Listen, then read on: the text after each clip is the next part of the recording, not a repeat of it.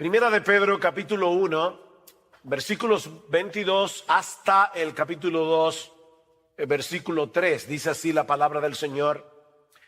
Habiendo purificado vuestras almas por la obediencia a la verdad mediante el Espíritu, para el amor fraternal no fingido, amaos unos a otros entrañablemente de corazón puro, siendo renacidos no de simiente corruptible, sino de incorruptible, por la palabra de Dios que vive y permanece para siempre, porque toda carne es como hierba, y toda la gloria del hombre como la flor de la hierba se seca, la flor se cae, mas la palabra del Señor permanece para siempre. Y esta es la palabra que por el Evangelio os ha sido anunciada.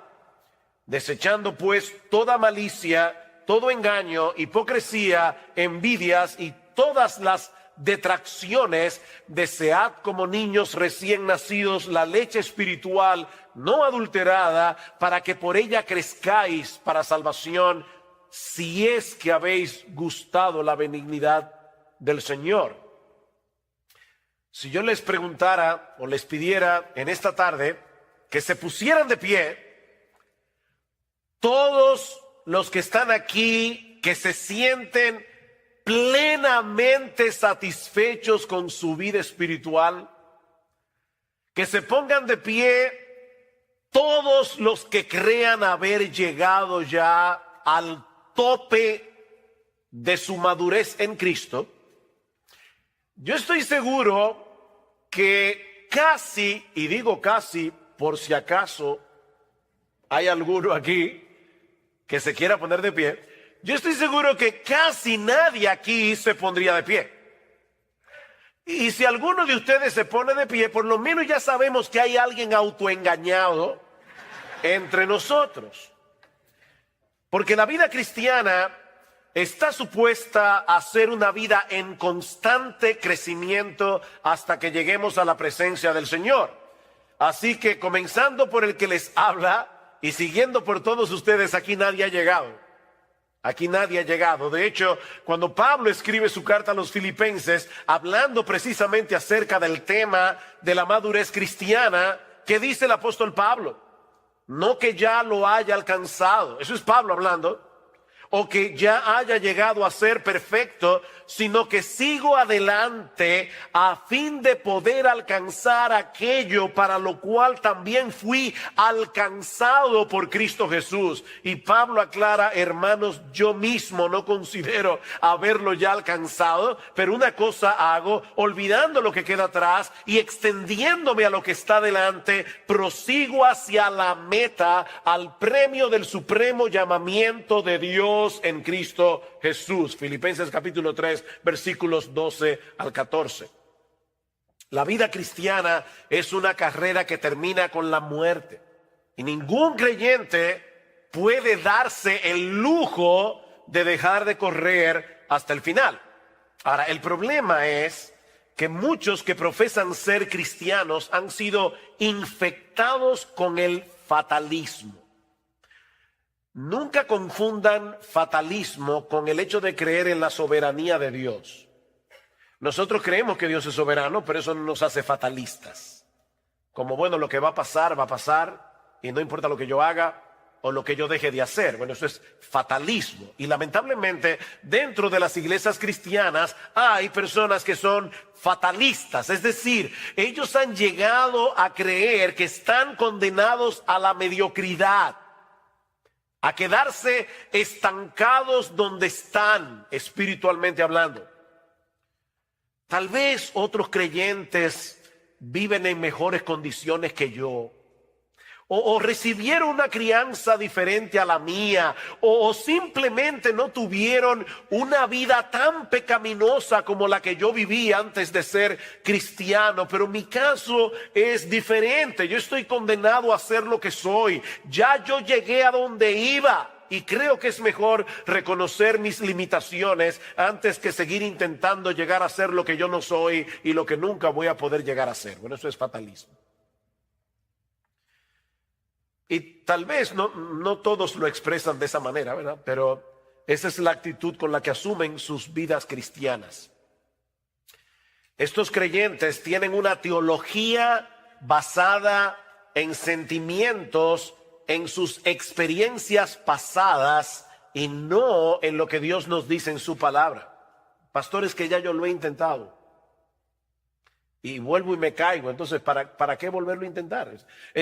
Mi experiencia pasada es lo que está determinando cómo yo vivo mi vida cristiana en el presente y cómo yo creo que debo vivir mi vida cristiana en el futuro. Pero yo no debo vivir mi vida cristiana a la luz de mis experiencias. Yo debo vivir a la luz de lo que dice Dios en su palabra. Estos cristianos se sienten atrapados como si no hubiera otra opción para ellos. Ahora, yo espero demostrar en este preditaller que sí hay otra opción si somos verdaderos cristianos, porque Dios nos ha dado todos los recursos que necesitamos para nuestro crecimiento espiritual.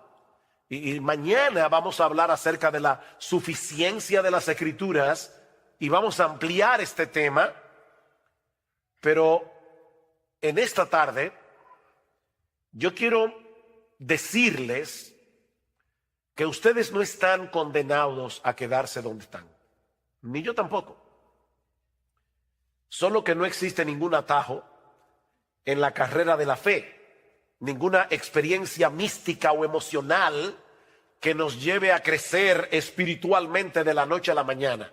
No, mis hermanos, se trata de un proceso gradual que dura toda la vida por la obra del Espíritu Santo en nosotros a través de su palabra. Y de ahí la exhortación que nosotros encontramos en nuestro texto en el capítulo 2 de la primera carta del apóstol Pedro. Y allí tenemos en primer lugar un mandato. De hecho, el único mandato que hay en este pasaje que yo leí, y está en el versículo 2, desead. Desead como niños recién nacidos la leche espiritual no adulterada. Notan, mis hermanos, que no se trata de una sugerencia, es una orden. Lo que hace mucho que no pasaron por la escuela, saben que la palabra desear aquí está en qué modo? Imperativo. ¿Y qué indica el modo imperativo? Es un mandato. Es una orden de parte de Dios, de manera que si tú eres un cristiano y en este momento tienes muy poco apetito por la palabra de Dios, Dios te está ordenando aquí a que comiences a desearla más. Dios te lo ordena. Noten que Pedro no nos está diciendo aquí que debemos leer la Biblia o memorizar la Biblia o estudiar la Biblia, o incluso enseñarle la Biblia a otros. Por supuesto, debemos hacer todo eso. Debemos leer la Biblia, debemos memorizar la Biblia, debemos estudiar la Biblia, debemos enseñar la Biblia a otros. Pero ¿qué es lo que Pedro nos está ordenando aquí? Que la deseemos. Y ese es el enfoque, ese es el énfasis de mi taller. No es cómo leer la Biblia, no es cómo estudiar la Biblia. Lo que yo quiero que veamos en esta tarde es que debemos desear la Biblia, desear la palabra de Dios.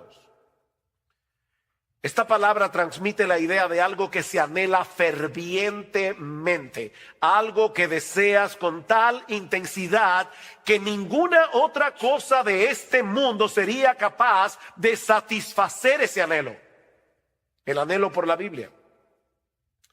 Se trata de algo que percibes como una necesidad tan vital como el aire que respiras. De ahí la analogía o la comparación que usa Pedro. ¿Cómo debemos desear la leche espiritual de la palabra? ¿Cómo? Como niños recién nacidos. Y por si acaso, Pedro no nos está diciendo aquí que si tú eres un nuevo creyente, un niño que acaba de nacer en la fe, debes desear la palabra de Dios. No. No importa que tengas 5 meses de nacido o que tengas 80 años como cristiano. Todo creyente debe desear la leche espiritual no adulterada, como los niños recién nacidos desean la leche materna. No es que Pedro esté hablando de nuevos creyentes. No, él está diciendo a todos los cristianos, deben desear la palabra de Dios como los niños recién nacidos desean la leche espiritual. Los niños nacen con un dispositivo puesto por Dios que los lleva a desear la leche materna como ellos no desean ninguna otra cosa de este mundo. Porque sus vidas dependen de eso. Por eso alguien decía que los niños vienen de fábrica con un desorden obsesivo compulsivo por la leche materna. Un desorden obsesivo compulsivo. Ellos no quieren otra cosa. Y ustedes ven que da risa porque las madres se preocupan mucho por el color de la frazada con el que ellas envuelven al bebé mientras los lactan. ¿Verdad? Bueno, por lo menos en República Dominicana. Sobre todo si hay visita en la casa. Y ellas quieren que hasta eso se vea bien, ¿verdad? La frazada. Pero créanme, los niños recién nacidos no tienen ningún interés por la frazada. A ellos no les importa de qué color es, no les importan los animalitos que la abuelita le bordó. Ellos quieren leche, la leche de la mamá. No les interesa otra cosa. Tú le puedes ofrecer un peluche sumamente llamativo, pero ellos no quieren un peluche, ellos quieren leche. Y tienen una alarma horrible para que no se te olvide. Hace mucho oí la historia de un señor que tenía muchísimas deudas y alguien le preguntó, ¿y cómo tú duermes por las noches debiendo tanto dinero? Y dice, yo duermo como un bebé.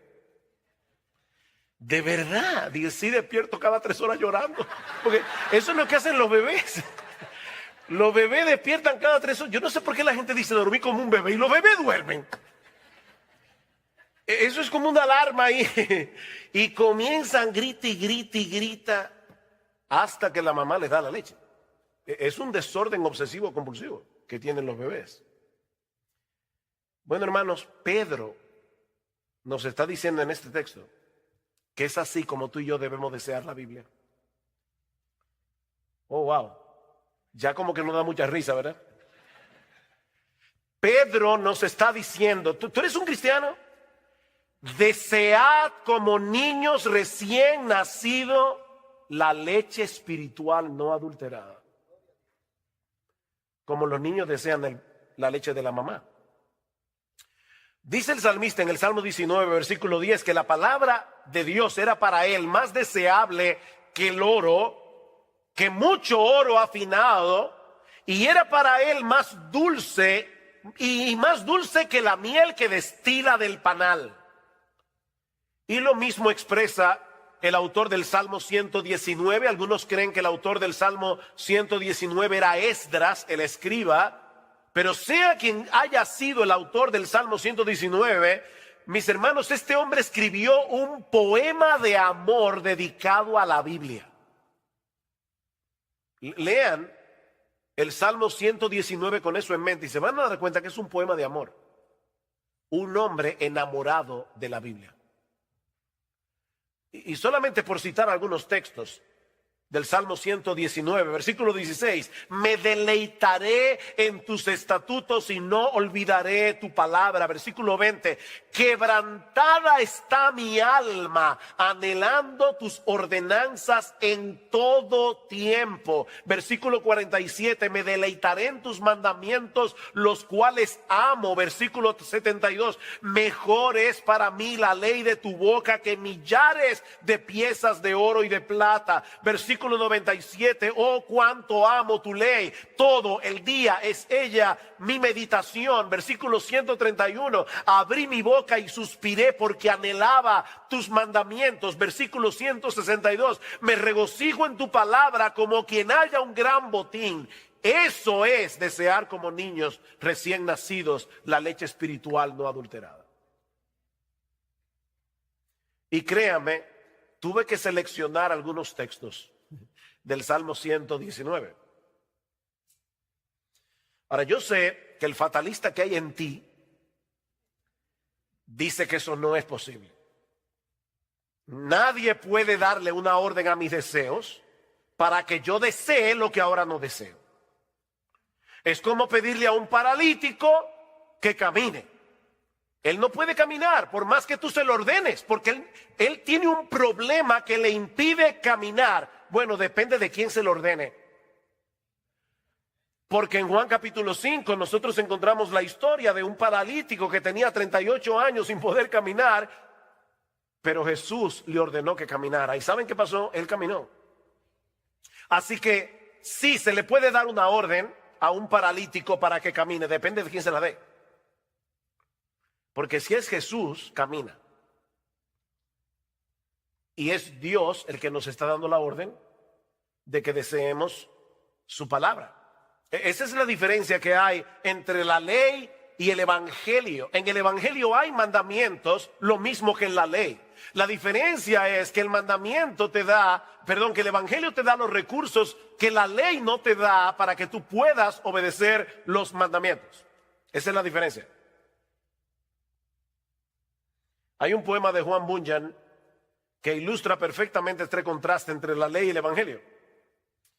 Voy a traducir libremente el poema, pero en inglés lo que dice es, yo sé que muchos de ustedes conocen inglés, dice, Run, John, run, the law commands, but give us neither feet nor hands. Far better news the gospel brings, it bids us fly and give us wings. ¿Qué es lo que dice Munjan? Corre, Juan, corre, la ley ordena, pero no nos da ni pies ni manos. Una noticia mucho mejor nos trae el evangelio, porque nos invita a volar y nos da alas. Nos invita a volar y nos da alas. No sé cuántos de ustedes han leído las Confesiones de Agustín. Si no la han leído, de verdad deberían leerla. No es un pecado mortal no leerla, es venial, pero deberían leerla. Pero en las Confesiones de Agustín hay una oración que Agustín le hace a Dios. Él le dice a Dios, concédeme lo que mandas y mándame lo que quieras. Concédeme lo que mandas y mándame lo que quieras. Somos nosotros los que debemos obedecer los mandamientos de Dios. Somos nosotros los que debemos usar los medios de gracia que Él nos ha provisto para crecer espiritualmente, como leer la Biblia, por ejemplo. Pero de antemano nosotros sabemos que no vamos a poder avanzar ni un solo paso en nuestra vida cristiana si no es en dependencia del Espíritu Santo. Así que no te quedes paralizado donde estás. Reconoce tu impotencia delante de Dios, pero clama por su ayuda y amparado por la fe en sus promesas, sigue corriendo. Señor, yo no tengo en este momento mucho apetito por leer tu palabra. Díselo al Señor. De hecho, Él ya lo sabe porque Él conoce tu corazón. Señor, yo no tengo mucho apetito en este momento por leer tu palabra, al menos no con ese desorden obsesivo compulsivo con el que los niños recién nacidos desean la leche de su mamá. Pero yo te ruego, Señor, que abras mis ojos para que yo pueda ver las maravillas de tu ley, porque esa es una de las cosas que te van a llevar a desearla más. Cuando tú veas las maravillas que están encerradas en este libro, Señor, yo te ruego que me lleves a anhelarla más que a millares de oro y plata. Mientras tanto, Señor, por la fe yo voy a leer tu palabra, aunque ahora no la desee. Porque yo sé que es por medio de ella que tú vas a hacer la obra en mí de desearla. O sea, fíjate lo que estoy diciendo. No te estoy diciendo, bueno, pues quédate sin leer la Biblia, dedícate a orar hasta que te venga el deseo. No. Lo que te estoy diciendo es, confiésale a Dios tu deseo, tu falta de deseo, pídele que te haga desearla, y comienza a leerla, porque es a través de la lectura de su palabra que Dios te va a dar el deseo por la Biblia. Y eso nos lleva a nuestro segundo encabezado del texto. Pedro no se limita a darnos una exhortación o un mandamiento para que deseemos la Biblia, la leche espiritual no adulterada, sino que también nos da una muy buena razón para hacerlo. Si ustedes notan el versículo 1 del capítulo 2, dice, desechando, ¿qué? Pues, desechando pues. ¿Ustedes recuerdan lo que decía Josías esta mañana de que porque la Biblia es inspirada, cada palabra cuenta? Bueno, aquí hay un pues que no está de más. De hecho, no sé cuántos de ustedes tienen la Biblia de las Américas. ¿Quiénes tienen aquí la Biblia de las Américas? Ok, ¿cómo comienza el capítulo 2? Porque no comienza de esta forma. ¿Cómo comienza? Por tanto. Exacto, comienza con un por tanto. ¿Qué quiere decir eso? Que lo que Pedro va a decir ahora acerca del deseo que debemos tener por la palabra está conectado con lo que él ha venido diciendo antes. Por eso yo comencé a leer desde el versículo 22 del capítulo 1, porque ese es el contexto del pasaje. ¿Qué dice Pedro? Versículo 22 del capítulo anterior. Habiendo purificado vuestras almas por la obediencia a la verdad mediante el Espíritu para el amor fraternal no fingido, amaos unos a otros entrañablemente de corazón puro, siendo renacidos o habiendo nacido de nuevo, no de simiente corruptible, sino de incorruptible, por medio de la palabra de Dios que vive y permanece para siempre. Por tanto, desechando toda malicia, ¿ven el punto? La conexión. Fue por el poder de la palabra que Dios impartió en nosotros una nueva vida, dice Pedro, al punto de ser capaces de amarnos unos a otros con un amor sincero de hermanos. O sea, la palabra de Dios es tan poderosa que a través de su palabra nuestros corazones fueron purificados, nuestros corazones fueron libertados de la esclavitud del pecado, fueron libertados del orgullo, fueron libertados del egoísmo. ¿No es eso lo que nos impide amar a los demás? Bueno, Pedro dice, fue por la palabra que ustedes fueron purificados de esa manera, para que se puedan amar. Dice en Santiago, capítulo 1, versículo 18, en el ejercicio de su voluntad, Él nos hizo nacer por la palabra de verdad, para que fuéramos las primicias de sus criaturas. El nuevo nacimiento se produce por la palabra. ¿Qué debemos hacer ahora? Alimentarnos de esa misma palabra que nos dio vida. Esa misma palabra por la cual fuimos transformados. Alguien decía, la madre de la criatura es también la amamantadora de ella, ¿no es así? La que pare el niño es la que la amamanta. Bueno, ¿quién te parió? Te parió Dios, ¿por medio de qué? Por medio de su palabra. Eso es lo que Pedro está diciendo. Fuiste engendrado por la palabra, amamántate de la palabra. Ahora tienes que seguir alimentándote por esa misma palabra, porque este libro no es un mero registro de las cosas que Dios hizo por nosotros o que Dios habló en un pasado distante. No, mis hermanos, esta es la palabra viva exhalada por el Dios vivo. Por eso es que constantemente nosotros encontramos expresiones en la Biblia como, por eso es que dice el Espíritu Santo, no dice dijo. Dice el Espíritu Santo, como en Hebreos capítulo 3, versículo 7 creo, como dice el Espíritu Santo. Todavía lo sigue diciendo. Esta palabra sigue hablando hoy como cuando se pronunció por primera vez. Es una palabra viva. Y ya oyeron ustedes hablando de la inspiración bastante hoy. Toda la Escritura es inspirada por Dios y útil para enseñar, para redarguir, para corregir, para instruir en justicia, a fin de que el hombre de Dios sea perfecto, enteramente preparado para toda buena obra. Es la palabra exhalada de Dios. Es por eso que este libro es eficaz, porque está vivo. Increíble. Bueno, iba a usar esa ilustración mañana, pero bueno, ya, ni modo. ¿Saben que leí recientemente que una sociedad de ateos en Estados Unidos estaba haciendo fuerza porque sacaran la Biblia de los hoteles? La Biblia de los Gedeones. Y la pregunta mía es, ¿y por qué los ateos quieren que saquen la Biblia de los hoteles? ¿Será porque ellos creen que ella es capaz de convertir a la gente? Parece verdad como que los ateos tienen más fe en la palabra que muchos cristianos. Ellos le tienen miedo a este libro, a lo que este libro puede hacer. Y por eso quieren sacarlo de las escuelas, quieren sacarlo de los hoteles, quieren sacarlo de todas partes. La palabra de Dios es viva y eficaz y más cortante que toda espada de doble filo. La palabra de Dios está viva. Este libro está vivo. Es un libro poderoso. O el texto que citó nuestro hermano Carballosa ahora, dice: por eso también nosotros sin cesar damos gracias a Dios. Primera Tesalónica 2:13, de que cuando recibisteis la palabra de Dios que oísteis de nosotros,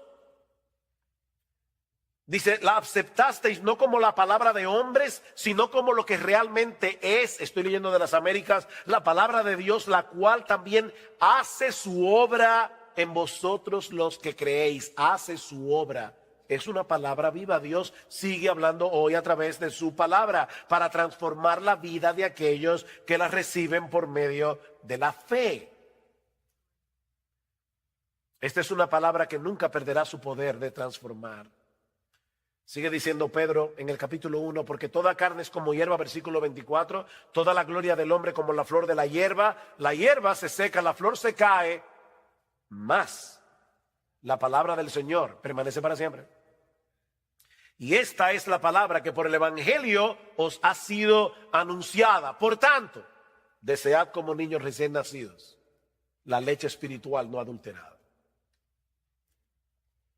La misma palabra que Dios usó para darnos vida es la misma que Él usa para sostener y fortalecer esa nueva vida. Y aunque el texto no lo menciona explícitamente, la persona divina que hace eso es el Espíritu Santo por medio de la palabra. Noten cómo Pedro comienza su primera carta, versículo 1, del capítulo 1. Pedro, apóstol de Jesucristo, a los expatriados de la dispersión en el Ponto, Galacia, Capadocia, Asia y Bitinia, elegidos según la presencia de Dios Padre en santificación del Espíritu para obedecer y ser rociados con la sangre de Jesucristo. Es el Espíritu Santo el que hace esa obra por medio de su palabra. De manera que si tú quieres ver a Dios obrando en tu vida, si tú quieres que Él se manifieste en tu vida, sumérgete en este libro, porque es aquí y no en ningún otro lugar donde Él se manifiesta. Yo escucho personas en el pueblo evangélico que quisieran tener alguna experiencia espectacular para poder sentir la presencia de Dios. No, ¿tú quieres encontrarte con Dios? Búscalo aquí. Oye, que no lo vas a encontrar en ningún otro lugar. Tú quieres encontrarte con Dios, búscalo en este libro. Aquí es donde Dios se revela. ¿Ustedes recuerdan aquella famosa escena cuando Elías manda a matar a los profetas falsos de Baal y él mismo sale huyendo al monte Carmelo y se esconde de la furia de Jezabel? Y dice que el Señor se le aparece en el primer libro de Reyes, capítulo 19. Escuchen lo que dice a partir del versículo 11. Y he aquí Jehová que pasaba, y un grande y poderoso viento que rompía los montes y quebraba las peñas delante de Jehová, pero Jehová no estaba en el viento. A los que les encanta la cosa, no, ahí no estaba Dios. Y tras el viento un terremoto, ahí sí, no, Jehová tampoco estaba en el terremoto. Y tras el terremoto un fuego, ahí sí, fuego es lo que queremos. No, Jehová no estaba en el fuego. Y tras el fuego un silbo apacible y delicado.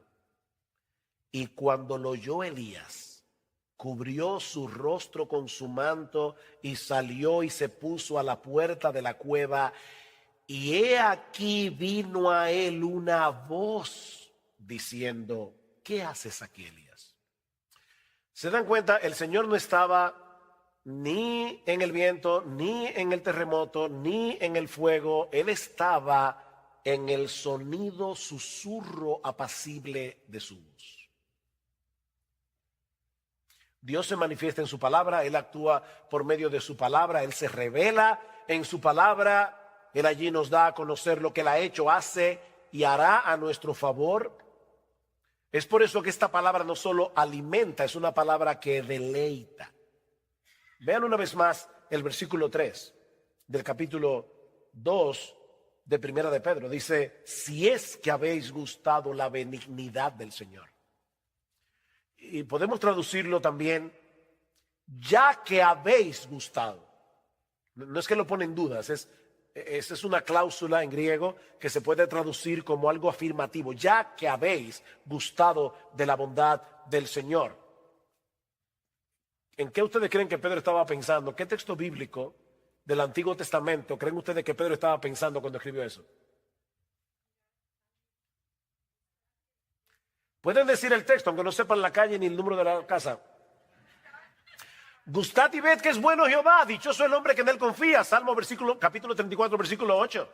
Probablemente Pedro estaba pensando en eso. Gustad, probad que Dios es bueno, es dichoso el hombre que confía en un Dios tan bueno como nuestro Dios.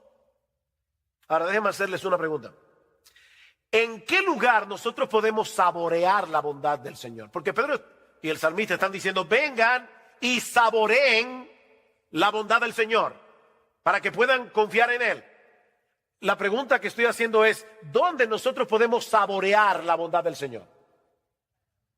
En la palabra de Dios. ¿Dónde fue que nos enteramos de que nuestro Dios nos había elegido para salvación desde antes de la fundación del mundo?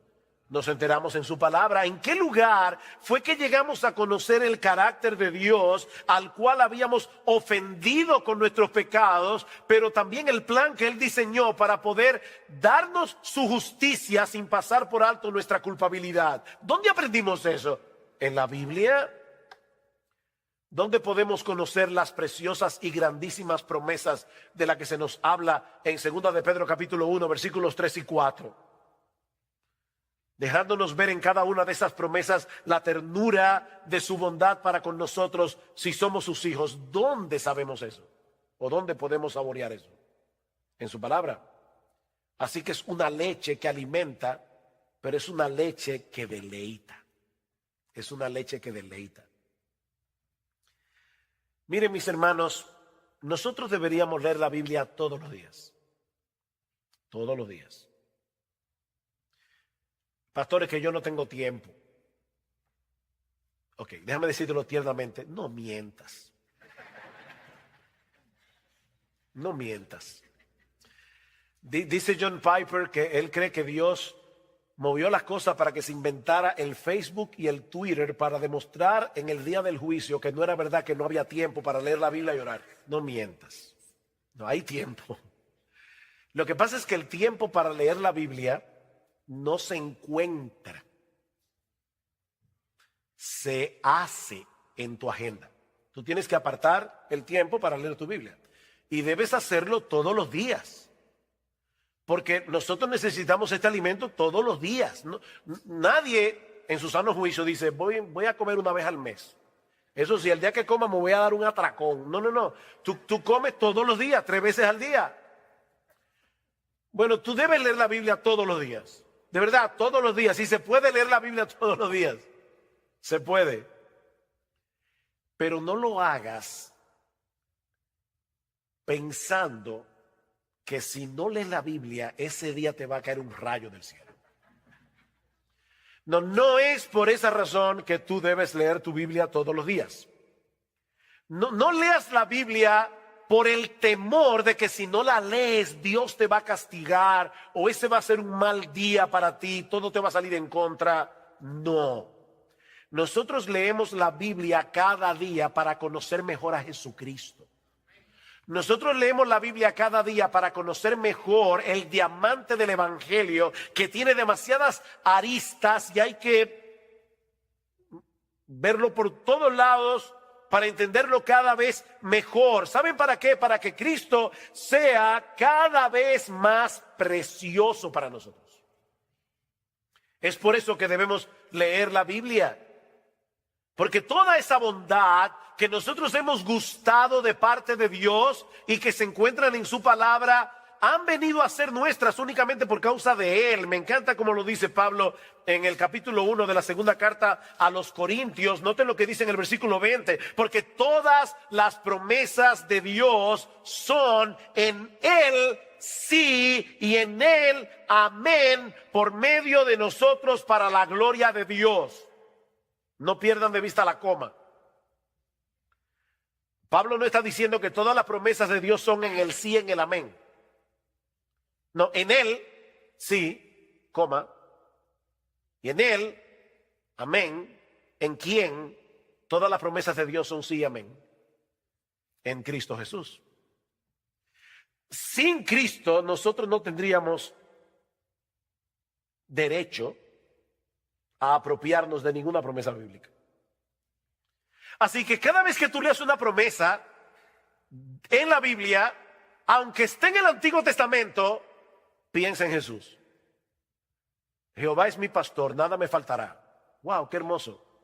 Bueno, esa promesa no es para ti si tú no estás en Cristo. Y por lo tanto, esa promesa habla de Cristo.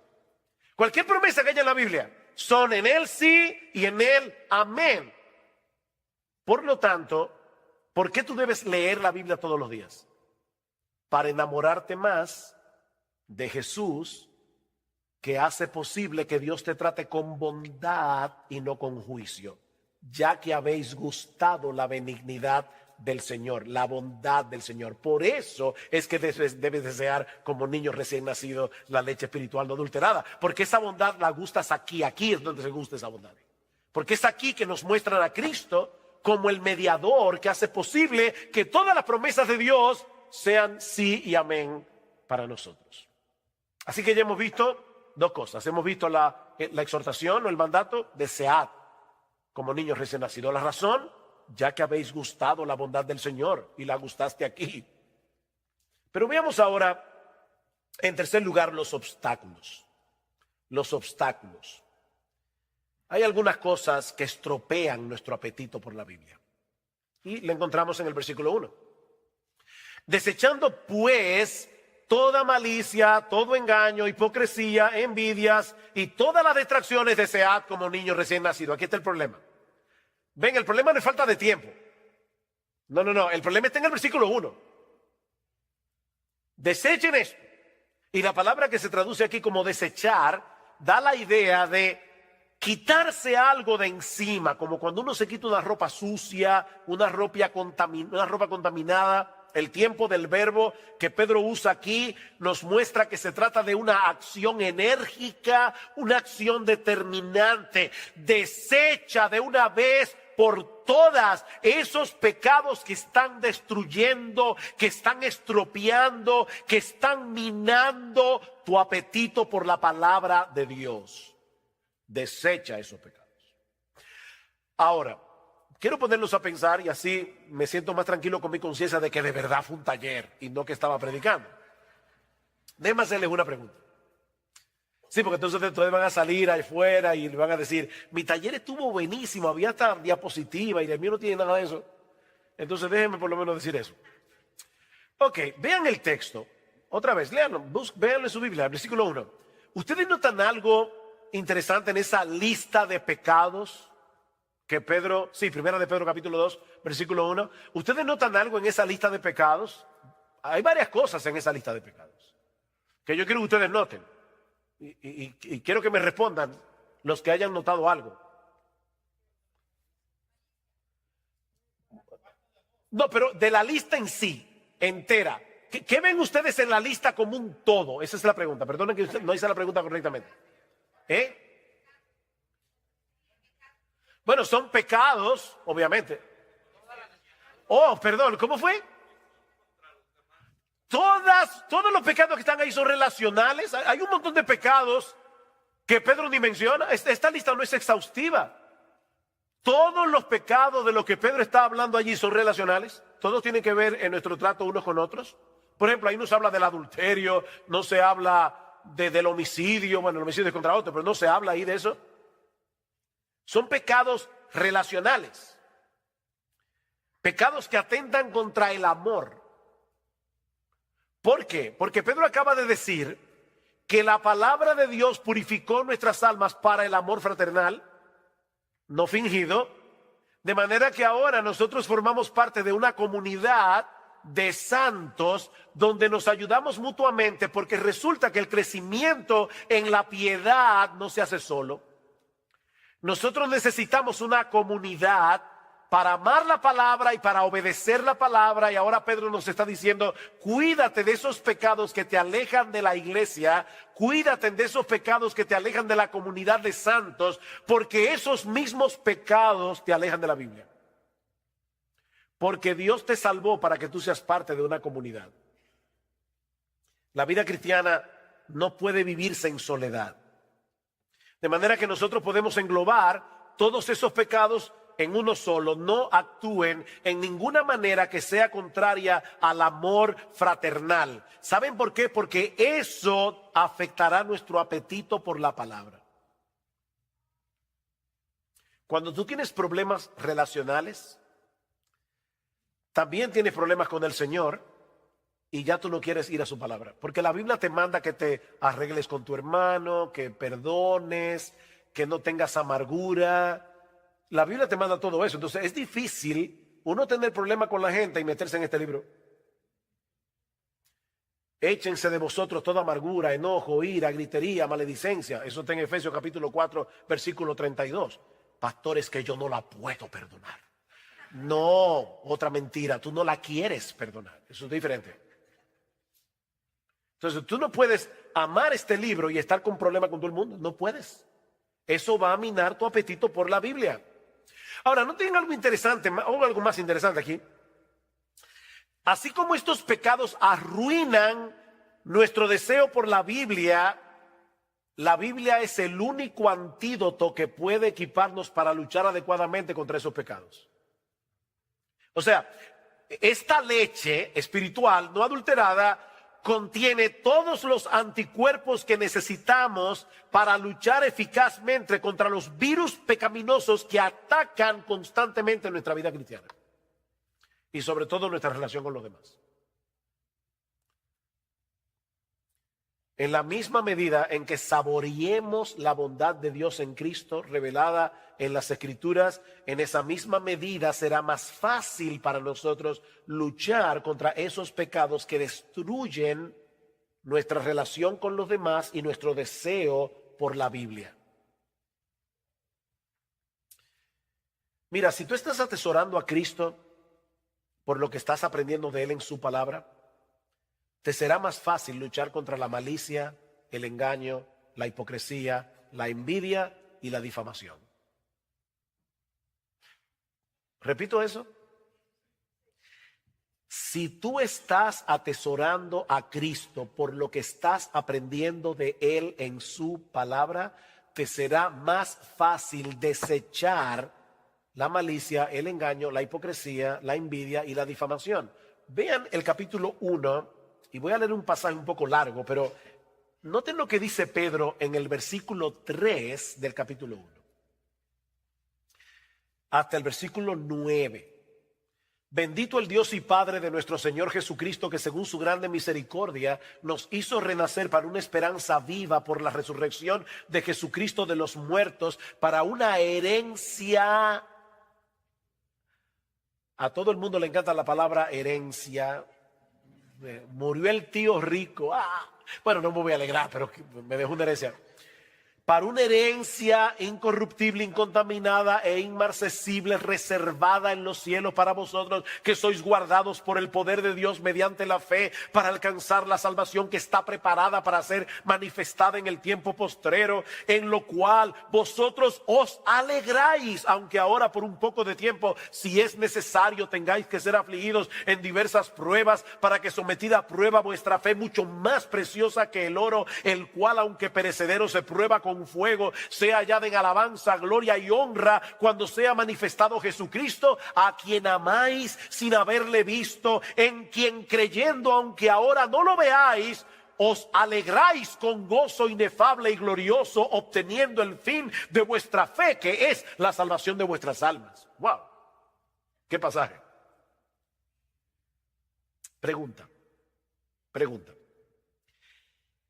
¿Qué tiene que envidiarle a los demás una persona que ha sido hecha coheredera con Jesucristo y que está experimentando aquí y ahora ese gozo inefable y lleno de gloria del que Pedro está hablando ahí? Piensen. Una persona que de verdad se está alimentando de lo que dice ahí, ¿cómo? ¿Y qué tú le vas a envidiar a otra persona? ¿Qué malicia vas a tener? La malicia de la que Pedro habla aquí es el deseo no solamente de tener lo que el otro tiene, sino de que él no tenga lo que yo no tengo. Somos bárbaros. Es increíble la maldad que hay en el corazón humano. No sé si han oído ese cuento indio, pero hay un cuento indio de un genio, de ese genio que se aparece y le dice al tipo, pídeme un deseo. No tres, uno. Pídeme un deseo. Lo que yo quiera, lo que tú quieras. Pero te advierto que lo que tú me pidas, al vecino le voy a dar el doble. O sea, que si yo te pido $1.000.000, al vecino le doy 2. Una mansión, 2 mansiones al vecino. No, si es así, déjame pensarlo. Finalmente el tipo le dijo, déjame ciego de un solo ojo. Óigame. Es que mire, somos envidiosos. Nos molesta que el otro tenga lo que yo no tengo. Ahora, de verdad, y no me diga, no, pastor, yo desde que me convertí nunca he envidiado a nadie. Mentiroso, eso no es verdad. Pero lo que pasa es que la envidia es tan sucia que a la gente no le gusta reconocerla. Hermanos, una persona que está meditando en la Biblia y está viendo el diamante del Evangelio y todo lo que Dios nos ha provisto en Cristo, va a desechar toda malicia, engaño, hipocresía. Ven el punto, desead como niños recién nacidos, pero antes desecha todo aquello. Para que puedas desear la leche espiritual. Pero hay algo más en el texto que ya hemos mencionado, pero que ahora vamos a enfocar de manera más particular, aunque brevemente. Perdona, ¿a qué hora fue que empezamos? No, en serio, no es relajo.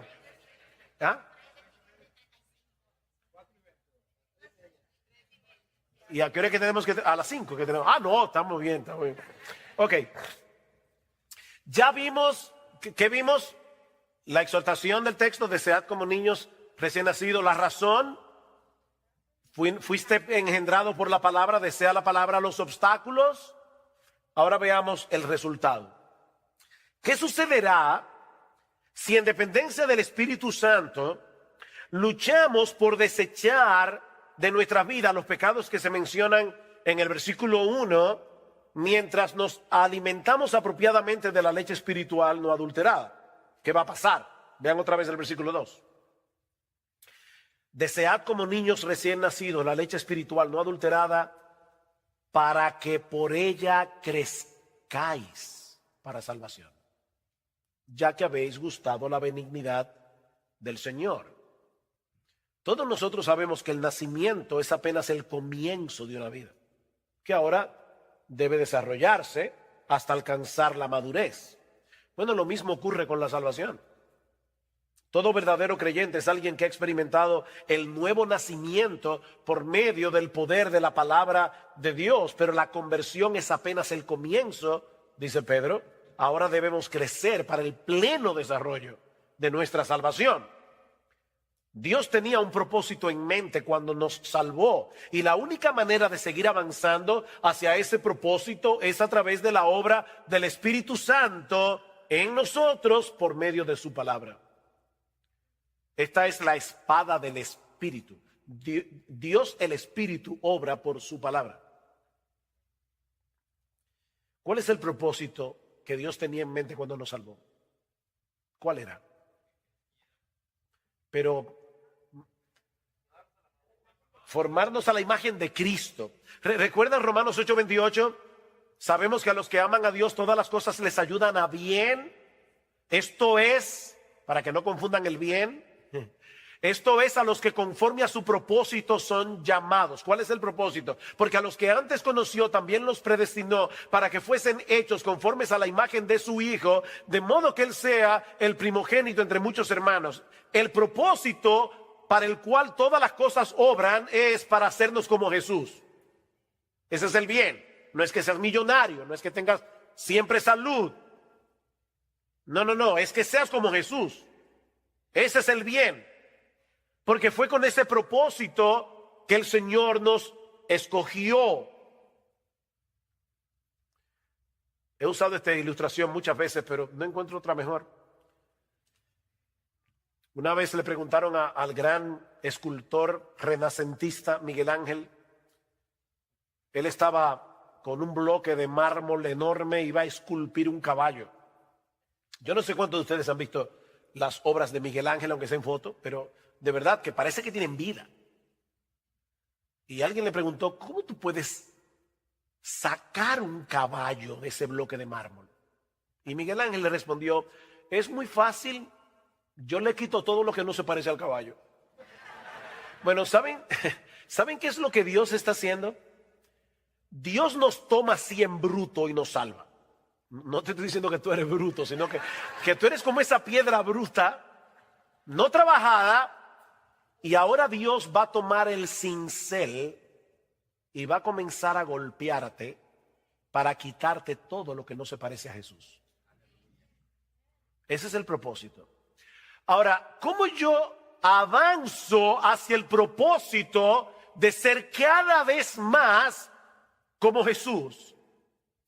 Bueno, el apóstol Pablo responde esa pregunta en 2 Corintios capítulo 3 versículo 18. Mirando nosotros todos a cara descubierta como en un espejo la gloria del Señor, somos transformados de gloria en la misma imagen como por el Espíritu del Señor. Contemplando su gloria, somos transformados de gloria, en la misma medida en que tú admiras a Cristo, te pareces a Cristo porque tú te conviertes en aquello que admiras. ¿Por qué ustedes creen que las personas imitan a los artistas? ¿Por qué quieren comprar donde ellos compran, usar la ropa que ellos usan? ¿Por qué? Porque tú te conviertes en lo que admiras. Bueno, si tú admiras la gloria de Cristo, te vas a parecer cada vez más a Él. Mirando su gloria, somos transformados de gloria en la misma imagen. Ahora la pregunta es, ¿y dónde nosotros vemos la gloria de Jesús? En la palabra de Dios, en el Evangelio.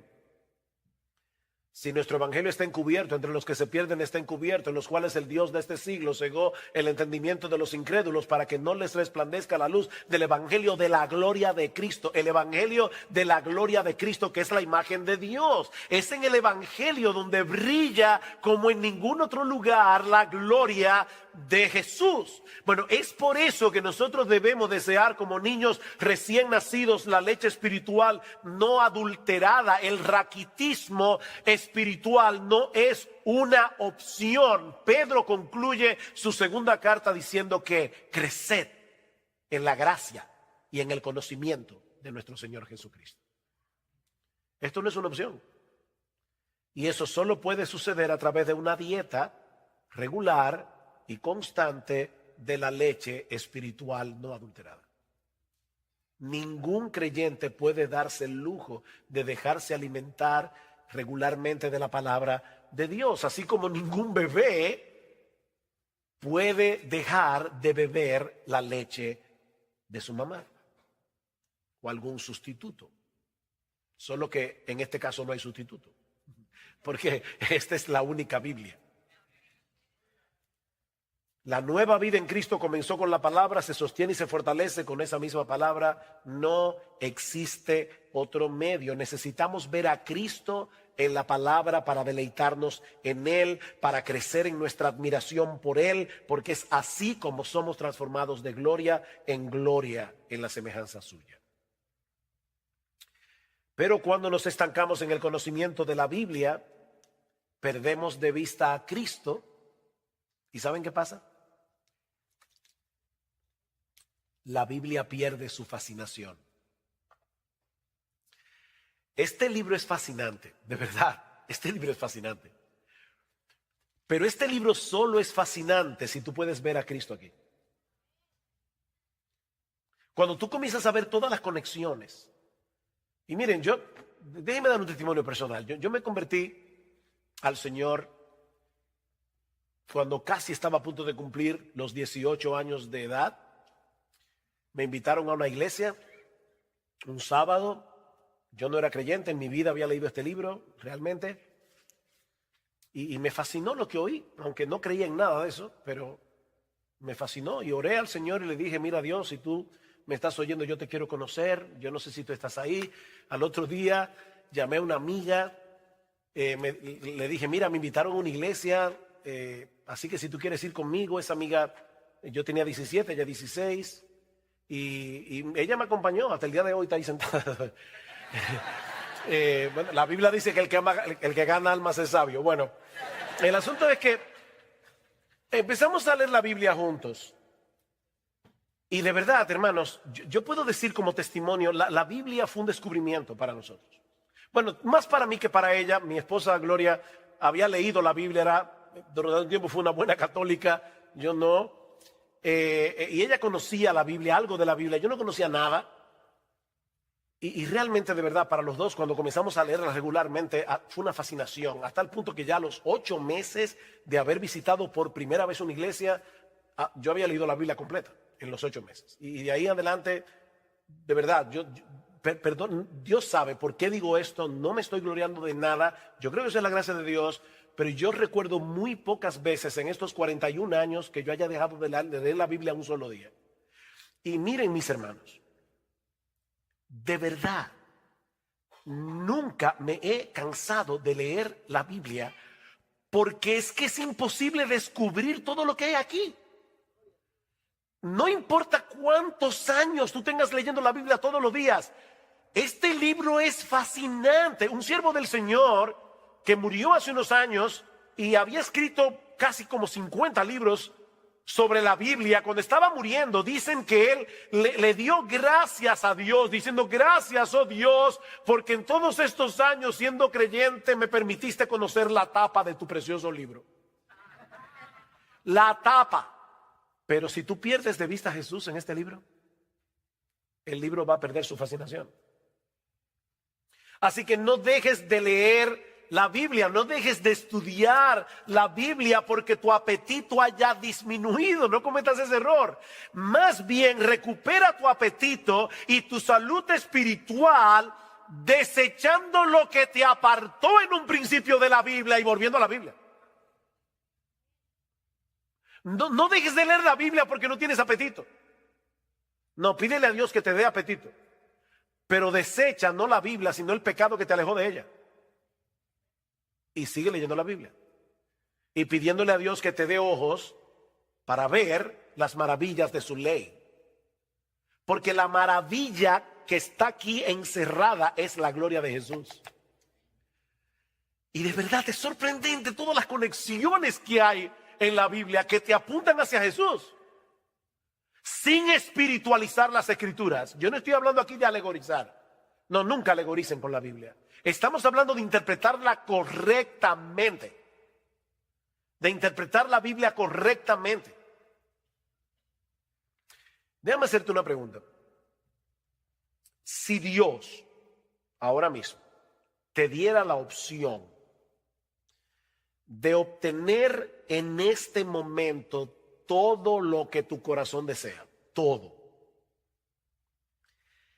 pero haciendo desaparecer de tu vida la Biblia por completo. Te voy a dar todo lo que tú quieras, pero no mi palabra. Tú no vas a tener una Biblia para leer, tú no vas a tener una iglesia donde te la van a predicar fielmente. Es más, yo voy a borrar de tu memoria todo lo que tú sabes de la Biblia hasta el día de hoy. Todo lo que tú has leído, lo voy a borrar de tu memoria. ¿Cuál sería tu elección?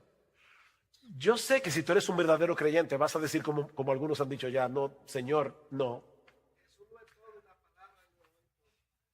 No me des lo que yo quiero, dame tu Biblia. Pero si nosotros creemos eso, ¿por qué no leemos la Biblia más asiduamente? ¿Tú te das cuenta de la necesidad que tienes de la Biblia? Si ahora te vieras amenazado de que te la quitaran, tú verías que la Biblia es un tesoro. Pero ahora la tenemos en qué sé yo cuántas versiones, en el iPad, en el celular, en todas partes. La Biblia ahora está más a la mano que nunca. De hecho, no puedes leerla porque te levantaste tarde, vas camino al trabajo, el tránsito aquí en Los Ángeles es difícil. Óyela, escúchala, que la Biblia oída también es la Biblia. ponla que te la lea el teléfono. Algunos dicen, ¿saben que eso se llama teléfono inteligente? Algunos dicen que esto es lo único inteligente que alguna gente tiene, pero son inteligentes, son aparaticos. Coge este aparatico, baja la Biblia y oye la Biblia. Es un tesoro y tú la necesitas como el niño recién nacido necesita la leche de su mamá. Léela diariamente, léela diariamente. Léela en oración, léela con atención, léela para aprender más de Cristo. Léela para aprender más de Cristo, para aumentar tu admiración por Él. Déjame darte un ejemplo. Estás leyendo el libro de los Jueces y llegas a ese horripilante pasaje donde un hombre llega con su concubina a la ciudad de Gabá, la violan, la muchacha muere y el tipo la parte en 12 pedazos y envía un pedazo a cada una de las tribus de Israel. ¿Dónde está Cristo ahí? Y por favor no me diga que son 12 pedazos los 12 apóstoles, no. O sea, ¿dónde está Cristo ahí? ¿Sabe dónde está Jesús? ¿Qué dice el libro de los Jueces? ¿Cómo termina? En aquellos días no había rey en Israel. Cada cual hacía lo que bien le parecía. Israel necesitaba un rey. Y el libro de Jueces te lleva a Ruth y el libro de Ruth te lleva a David. Pero entonces cuando llegamos a Samuel y comenzamos a leer de David, uno dice, ¿qué le pasó a David? David no era el rey que nosotros necesitábamos. No era Josías, que fue uno de los grandes reyes de Israel. No era Ezequías. No, el rey que nosotros necesitamos es a Jesús, el hijo de David. Entonces tú puedes leer Jueces, y leer de Levita y la concubina y decir, yo necesito un rey que gobierne mi corazón. Y ese rey es Jesucristo, ya fue enviado para que gobierne mi alma, porque si no, yo viviría como el tiempo de los jueces, yo haría lo que bien me pareciera. Yo necesito un rey que me gobierne y ese rey es Jesús. Entonces, fíjense, sin alegorizar el texto, el libro de los Jueces está ahí para mostrarnos nuestra necesidad de un rey. Y todo el Antiguo Testamento está allí para demostrarnos que ninguno de los reyes de Israel era el rey. Era para prepararnos para Jesús. Lee la Biblia con los ojos puestos en Jesús y lo vas a encontrar sin espiritualizar el texto. Y aunque sea imperceptible para ti, ¿sabes lo que va a pasar? Poco a poco vas a crecer espiritualmente. Tu carácter irá conformando cada vez más al carácter de Jesús mientras contemplas el resplandor de su gloria en el Evangelio. Así que esta es mi invitación a todos ustedes para concluir. Gustad y ved que es bueno el Señor. Dichoso el hombre que en Él confía. Tenemos 20 minutos. Preguntas.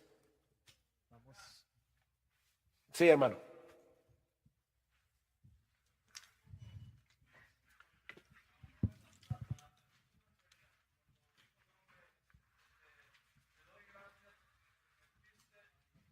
Preguntas. Ajá.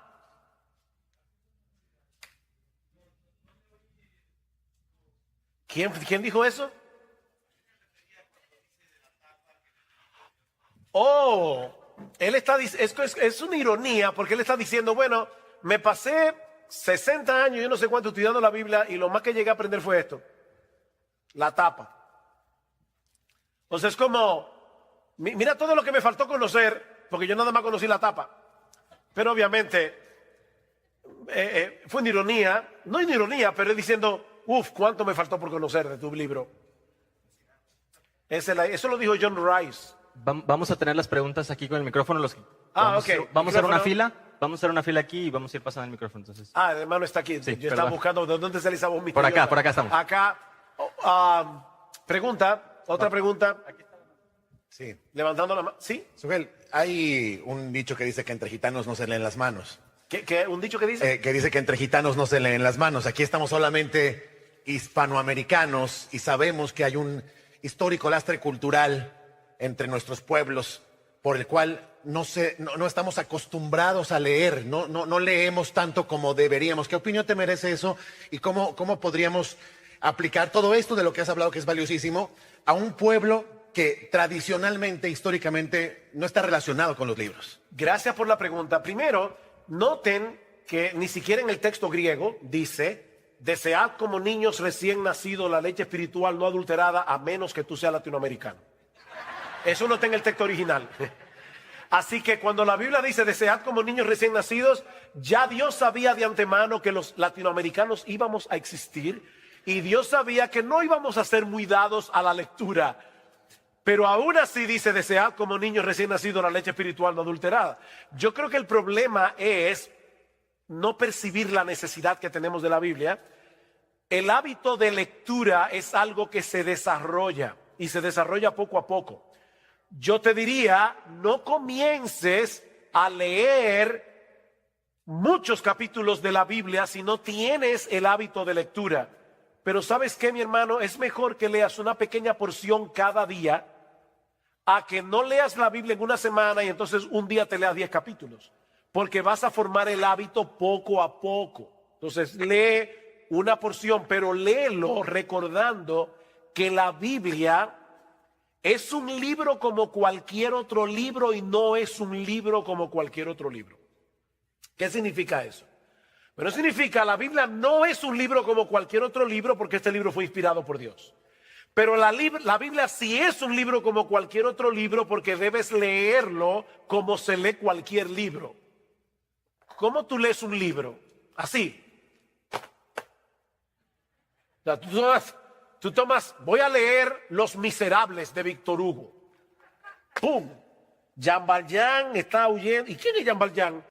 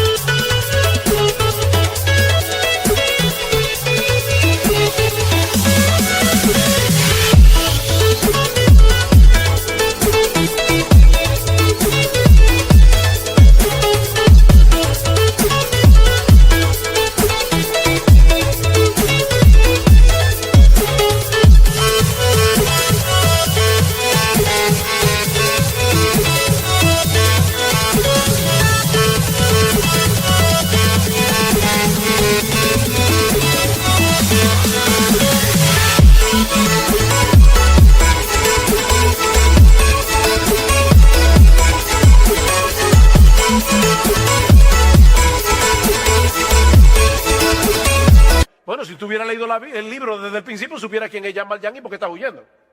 Bueno, la Biblia se lee así. De hecho, nosotros tenemos en el Nuevo Testamento cartas. ¿Cómo tú lees una carta? Te llegó una carta de tu novia. Ya no llegan cartas, pero antes llegaban cartas. Te llegó una carta. ¿Cómo tú la lees? Un párrafo hoy. Mañana lees otro párrafo y ya te olvidaste del párrafo que leíste ayer. No, tú lees la carta entera.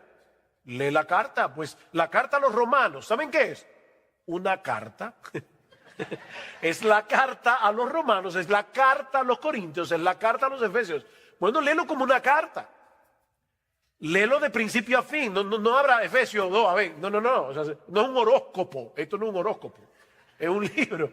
Entonces léelo como tú lees cualquier otro libro, pero poco a poco, y vas formando el hábito de lectura. Pero es verdad que lamentablemente en América Latina no tenemos una cultura de lectura, pero aún así, mi hermano, tú eres cristiano, desea como niño recién nacido la leche espiritual adulterada. Lee tu Biblia. Poco a poco vas a formar el hábito. La siguiente pregunta que yo tengo es que usted dice, si Dios te dijere, te daré todo lo que tú quieres, pero te quitaré mi palabra y te borraré todo de tu mente. ¿A qué se refería allí? Prácticamente a mi alcance mueres espiritual. No, claro, esto es una ilustración. Dios nunca va a hacer eso, gracias al Señor. Él nunca nos va a poner a elegir. Sin embargo, el hecho de ponernos a elegir, aunque sea algo supuesto, nos ayuda a visualizar más claramente cuánto de verdad atesoramos la Biblia sin embargo no actuamos en consecuencia, porque si nos dijeran te voy a quitar la Biblia, tú dirías no, no me la quites. Bueno, pero sin embargo la tienes y no la lees. Entonces fue para chocarnos un poco, pero obviamente Dios nunca va a hacer eso. Sí, buenas tardes, hermano. Ya nos fuimos, pasaron 15 días o 20. La mayoría de los que estamos, pues escuchamos un taller, pero no dimos atención, hermano, y no estamos leyendo en nuestra casa la palabra de Dios. Ya estamos en ese momento. ¿Qué nos dice la Biblia? ¿Qué nos dice el Señor en esa condición? Bueno, vamos a suponer, se acabó la conferencia del IDEX, pasaron 2 semanas y tú dices, uy, el taller del pastor Michelén. Yo no empecé a leer mi Biblia regularmente.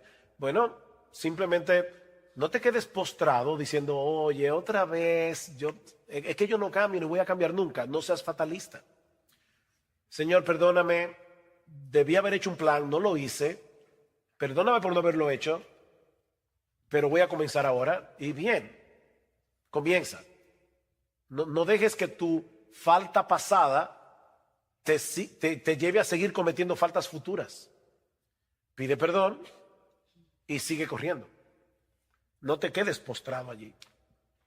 Haz un plan de lectura. A nosotros siempre nos ha sido de mucha ayuda tener un plan de lectura. Porque a veces uno se levanta y dice, ¿qué leo de la Biblia? Así es muy difícil desarrollar el hábito. Es bueno que tú sepas, ok, hoy me toca Mateo 5, ya tú sabes, al otro día te va a tocar Mateo 6 y luego Mateo 7. Haz un plan de lectura que te permita exponerte a toda la Biblia. De paso, padres que están aquí, y volviendo a tomar el tema de la falta de lectura entre los latinoamericanos, ¿podemos nosotros cambiar esa cultura ayudando a nuestros hijos a desarrollar el hábito que nuestros padres no nos ayudaron a desarrollar? Ahora, ¿cómo tú crees que tus hijos van a desarrollar ese hábito por la lectura si no te ven leyendo? Y de hecho es algo que, voy a decir esto, yo no soy dogmático con lo que voy a decir ahora, porque de hecho hay personas cercanas a mí con quienes yo he hablado de este tema y no piensan igual que yo, y yo lo respeto. Pero esa es una de las razones por la que yo creo que los padres deberían considerar si es sabio leer aquí, en este dispositivo, que leer aquí. Porque cuando tú estás leyendo, yo leo la Biblia aquí, yo no tengo hijos en casa. A veces, yo prefiero leer mi Biblia aquí. Pero a veces si voy de viaje y de repente veo que en el avión dejé la Biblia en el carry-on y está arriba y tengo el iPad en la mano, yo leo la Biblia en el iPad. Sin embargo, cuando nuestros hijos nos ven con este dispositivo en la mano, ellos no saben qué es lo que estamos haciendo. Ellos no saben si estamos jugando algo, ellos no saben si estamos leyendo la Biblia, ellos no saben eso. Pero cuando ellos te ven con la Biblia en la mano o te ven con un libro en la mano, eso impacta. Y yo lo digo por experiencia personal. Cuando yo era niño, a mí no me gustaba leer. Yo recuerdo la primera vez que yo vi un libro donde solo había letras sin figuritas. Yo no lo podía creer. ¿Y cómo a una gente le gusta un libro que solo tiene letras? Pero mi papá era un hombre con un muy buen hábito de lectura y con una buena biblioteca. Y yo lo veía leyendo. Y luego él influyó en mis hermanos mayores y entonces yo veía a mis hermanos mayores leyendo. Y yo recuerdo como ahora, cuando yo tenía 12 años, yo no era creyente, ni en mi casa nadie era creyente, fue el boom de Gabriel García Márquez. Y estaba mi papá y mis 2 hermanos leyendo 100 años de soledad. Y entonces hablaban de 100 años de soledad durante el tiempo de la comida y yo estaba en la luna de Valencia, ¿no? Como un pollo viendo televisión. Así que, ¿qué hice? Bueno, no tenía de otra, me tuve que poner a leer 100 años de soledad. Yo no recuerdo nunca a mi papá diciéndome lee, nunca me lo dijo. Pero su ejemplo me hizo desarrollar a mí y a mis hermanos el hábito de lectura. Su ejemplo. Y yo les digo a ustedes, padres que están aquí, que la nueva generación que va a surgir no surja con el defecto de la nuestra. Cambiemos eso en América Latina. ¿Cómo? Leyendo. Hermano, yo sé que la leche puede ser adulterada con cualquier otra sustancia, pero quisiera saber algunos ejemplos cómo la leche espiritual es adulterada. De muchas maneras. De hecho, eso es lo que el diablo está tratando de hacer todo el tiempo, adulterar la leche espiritual. Porque cuando el evangelio es aguado, cuando le quitan al evangelio elementos como el infierno, el arrepentimiento, la fe, se está aguando la leche espiritual o se está adulterando la leche espiritual.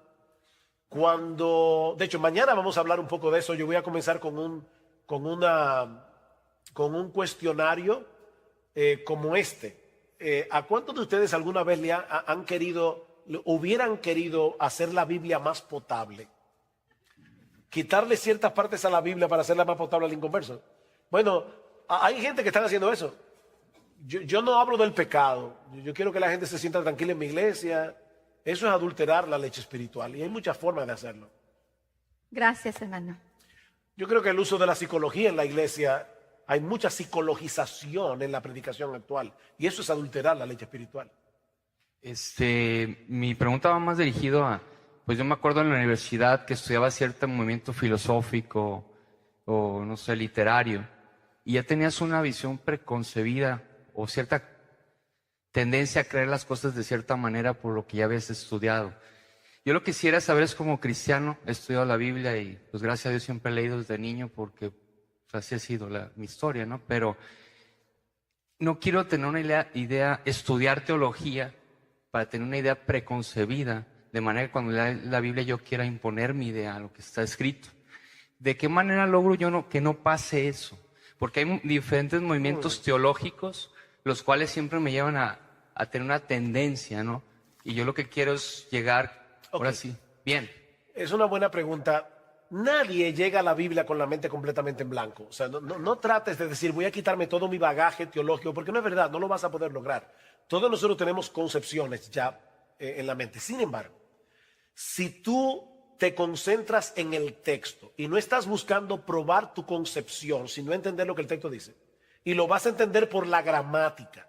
Fíjense como yo decía hoy, bueno, desechando pues, bueno, ese pues me está diciendo que esto que está aquí está conectado con lo anterior, que es lo que dice anteriormente. Entonces yo voy a estar buscando que la gramática me guíe a la interpretación correcta del texto y no buscar en la Biblia probar lo que ya yo creo de antemano.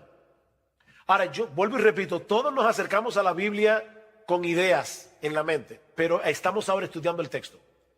Y yo voy a fijarme bien de cerca lo que el texto en verdad dice. Y le voy a orar al Señor que me abra mis ojos, que me dé entendimiento para entender las Escrituras. Yo creo que no hay otra forma. Y puede ser que el texto bíblico afiance lo que tú crees, o puede ser que lo corrija, o puede ser que le dé otro matiz y tu teología va a seguir siendo moldeada.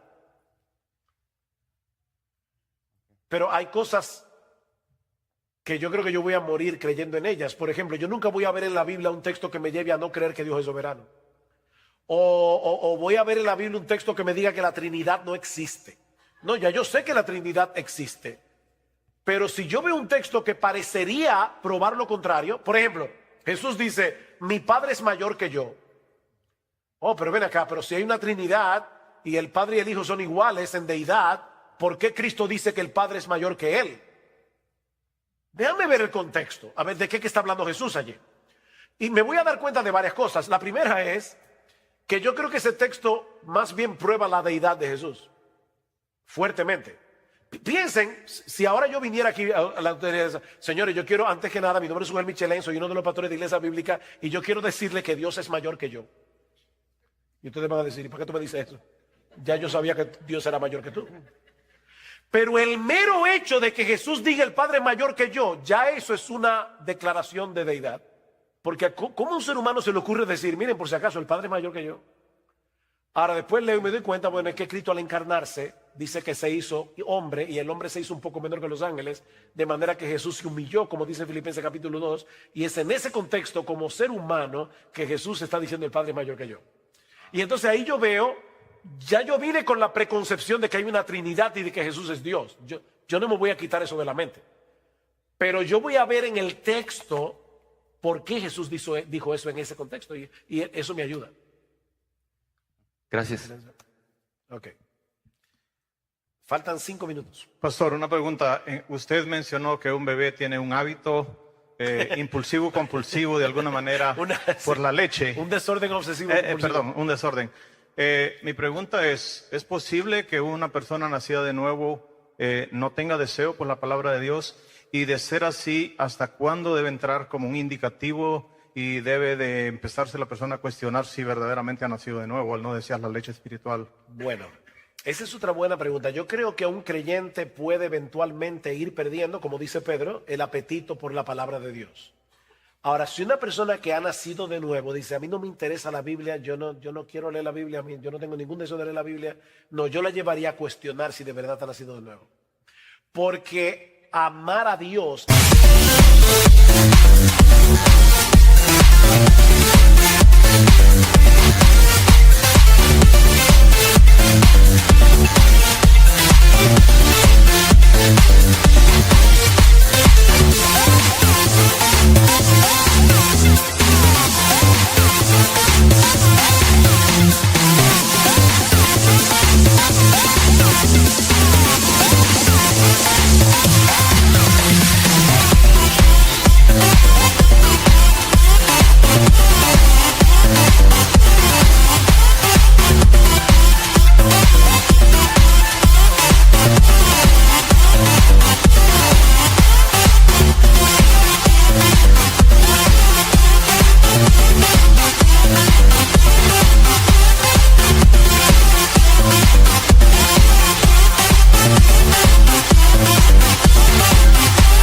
amar su palabra. No se puede amar a Dios sin amar su palabra. Es como que yo le diga a mi esposa, mira mi amor, yo te amo, pero por favor no hables.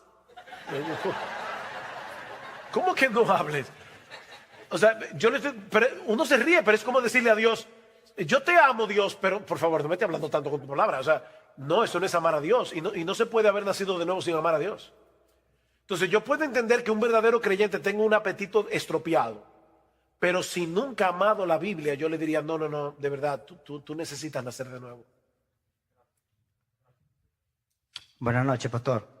Tengo dos preguntas breves, o de respuesta breve. Soy relativamente nuevo en Cristo, estoy en ese amor, pero en la búsqueda de la palabra, que quisiera saber si es necesario estudiar el contexto cultural de los judíos y si de ser así, ¿qué libro recomienda? La segunda es, la señora preguntaba que si la leche podría ser adulterada, tomando en cuenta el contexto de la prédica, que la leche es la palabra, y usted estaba hablando de que podría ser el evangelio, quisiera saber si la leche adulterada podría ser alguna traducción en especial que transgiverse la escritura. Ok, en cuanto a la segunda pregunta, déjame comenzar por atrás. Definitivamente sí hay traducciones que pueden adulterar la palabra de Dios. Ahora, yo les diría, de verdad, antes de decir que una versión está adulterada, no repitan lo que ustedes escuchan por YouTube. Léanla y analícenla ustedes, y compárenla con una buena versión. Porque ya, yo no sé hebreo, yo no sé griego, ¿cómo yo puedo examinar una versión? Bueno, búsquete una buena. Hay dos tipos de traducciones, hay traducción dinámica y hay traducción formal. La traducción formal es la que trata de traducir el texto lo más literal posible. La dinámica es la que traduce la idea del texto. El problema con la dinámica es que hay mucho de interpretación en la traducción. Entonces, no bases tu interpretación en una traducción dinámica, como la Nueva Versión Internacional, o la nueva traducción, o la nueva traducción viviente. Son traducciones dinámicas, pero usa mejor las Américas, la Reina Valera, porque son traducciones más literales, y compáralas. Pero antes de demonizar una versión, analízala, no repitas. Por ejemplo, Dios habla hoy, yo no creo que es una buena versión. Pero hay que analizar el texto. Ahora, la primera pregunta fue, ¿eres nuevo creyente? ¿Cuál fue la pregunta? Soy nuevo creyente y me gustaría saber si para poder tener una mayor comprensión de la palabra. Sí, definitivamente ayuda el hecho de conocer el trasfondo cultural de los libros tal como fueron escritos. Y ahí los comentarios, una introducción al Antiguo o al Nuevo Testamento te puede ayudar muchísimo. Hay un libro de Alfred Edersheim que se llama Usos y Costumbres de las Tierras Bíblicas, y es muy bueno para aprender cosas de la palabra de Dios que nos ayudan a entender mejor costumbres culturales que para nosotros son extrañas, pero que te ayudan sí a mejor a entender el texto bíblico. Sin embargo, de verdad, hermanos, si tú lees tu Biblia en español y no tienes muchos recursos más que tu Biblia, es mucho lo que tú puedes entender de la Biblia leyéndola tal cual está aquí. De verdad, hay detalles que vas a perder, pero lo esencial está aquí tan claro como la luz del mediodía. Tan claro que nadie puede decir, Señor, no te obedecí porque no tenía un contexto cultural. De donde... No. Lo que hay que obedecer de la Biblia está claro. Por eso decía Mark Twain, no me preocupa lo que no entiendo de la Biblia, lo que me preocupa es lo que sí entiendo.